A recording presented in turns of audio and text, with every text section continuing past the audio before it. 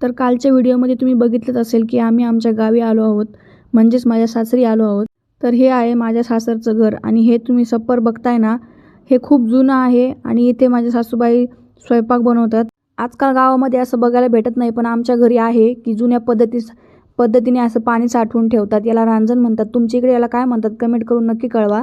तर आमच्या घरापुढे एक छोटीशी बोर आहे. तिला खूप छान असे बोरं लागले होते, तर मला हे काढून देत होते. मला म्हणले तू नको येऊ, अंगाला काटे लागून घेशील, म्हणून तेच मला काढून देत होते. आणि खूप सारे बोरं काढले होते. गावरान बोरं असल्यामुळे थोडीशी गोड आणि थोडीशी आंबट अशी चव होती तिची, पण खूप छान लागत होते खायला.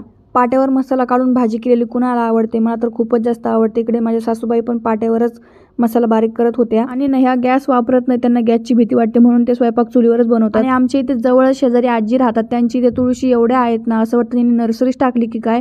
खूप अशा तुळशीची झाडं आहेत आणि फुलांची झाडं पण खूप छान आहेत.